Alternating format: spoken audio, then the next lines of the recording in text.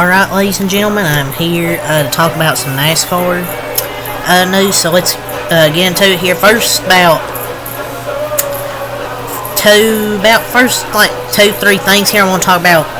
Stewart-Haas Racing, because, it's still kind of uncertain with their charter situation, just uncertainty, really, with the silly season. Well, according to Adam Stern here, per report, due to the uncertainty around at Stewart-Haas Racing, some of its drivers and their reps, this came out about 3 o'clock today, have started reaching out to other teams about options for next year in case they lose their seat, according to 3 people familiar with the matter, basically with the source.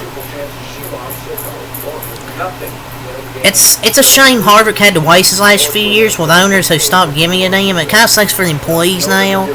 They and the drivers. Gregson finally, after having that season from hell Legacy, has had a pretty good season so far outside the 100-point penalty in those first few bad races. And now he has to find a new team again. But I really didn't think losing Harvick and Butt. Well, I don't think this has anything to do with. It could have something to do with sponsor money, possibly, of why Stewart-Haas is kind of just, falling off. But, I don't know. Whether SHR sells 2 charters or merges with Front Row, I think Briscoe and Gregson should be safe, but I don't think they will. I think Briscoe will go to the 21. Gregson will probably go to the 34. And I think they'll ultimately keep Josh Berry and Ryan Preece. But as long as Tony Stewart has a say, there's a chance maybe Briscoe's going nowhere. But if SHR and Front Row are merging, we have no clue about the ownership structure. But they just need to focus, tell their drivers and teams what's going on, because they have no chance of putting full focus on this season with so much up in the air right now. Because you're worrying next year if you're even going to have what team you're going to be on. But a full organization of 4 cars potentially shutting down makes things far more complicated. And they know what's going on, hence why they are looking at other options. I feel like if they're looking at other options, that tells me they're shutting down. Possibly. Kind of a sad way to go out. But yeah, that was the first thing. This came out about 50 minutes ago. Some announcements on the charter sales involving Stewart-Haas Racing could come within weeks of now, per people familiar with the matter, per Adam Stern. So it looks like this charter announcement involving Stewart-Haas here, per Adam Stern, could come within weeks of now. Man, how did they fall off so hard? Stewart-Haas Racing used to be good. Now, man, they're going to sell some charters. In other words, it's basically Joe-O. Really. But, man, rip Stewart-Haas Racing from 2002 to 2024. And this just actually sucks for the drivers, the employees, and the fans of them, too. It kind of sucks because Noah's my second favorite driver. And now he has to go to a new team again once he was starting to get comfortable with Stewart-Haas. I don't know what's going to happen, but ultimately I think Briscoe will go to the Wood Brothers, and Gregson will go to Front Row. That's ultimately what I think will happen. But I wonder, with the charters, I'm kind of interested to see maybe if Dale Jr. want to, get a charter. He can just come in and swap. If they maybe were to let Gregson or Barry go, maybe Dale Jr. can get a charter and start get a cup team, Junior Motorsports, maybe, I don't know. So the third thing here about Stewart-Haas Racing, per Adam Stern, NASCAR charter prices have climbed upward in recent years. So the charters used to not be that much compared to now, where it's skyrocketed. But that march could be halted, at least temporarily.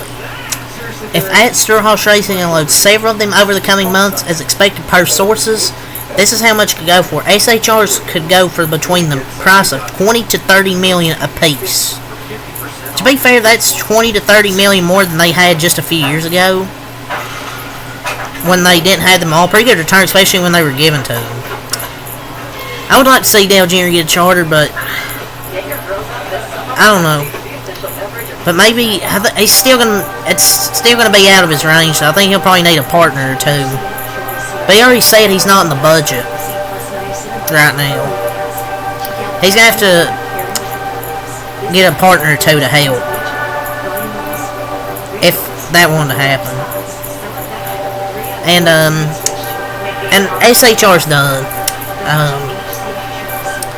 Basically, for those that don't believe, from this article from the Sports Business Journal, teams that have been said to be in the mixed purchase SHR charters include 2311 Racing, and if that happened, I believe that charter would be for Corey Haim, one of Toyota's big prospects, probably their best prospect right now, in the truck series, that is. Trackhouse, front row, I believe the Trackhouse one will be for Zane, and front row maybe Noah. Just so much uncertainty. I just feel like Storehouse is done at this point. I don't know. I could be wrong, but I just think. I don't know. I feel like Tony Stewart and just doesn't really care for the Cup team anymore. So that's just my opinion, though.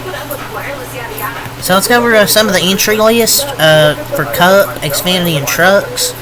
40 cars for 38 spots for Charlotte for Xfinity. So some of the notable entries: Chase Elliott driving the 17 for Hendrick, so making his first of 2 Xfinity starts.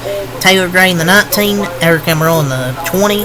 Dean Thompson making his Xfinity debut in the 26. Noah Gregson in the 30 for Rhett Jones. Kyle Busch in the 33. Boo! Ogata in the 35 and Decker in the 92. Taking a break from our OnlyFans. Anyways. But yeah, 2 DNQs. 38 trucks entered for 36 spots at Charlotte for the trucks, so 2 DNQs there. Some of the notable entries is Connor Mosack, Jennifer Jo Cobb, Connor Jones, Jeffrey Earnhardt, and Jack Wood. So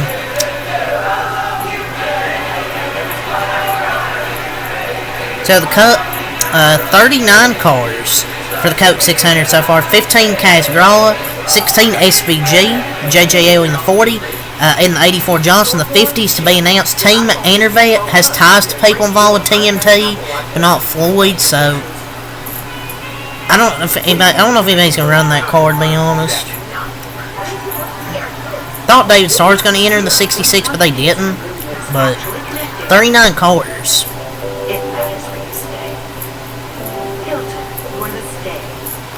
Dean Thompson is obviously I was talking about will make his Xfinity debut for Sam Hunt Racing this weekend. Oh, I'm sure he'll end up breaking somebody. There's a wrecked car.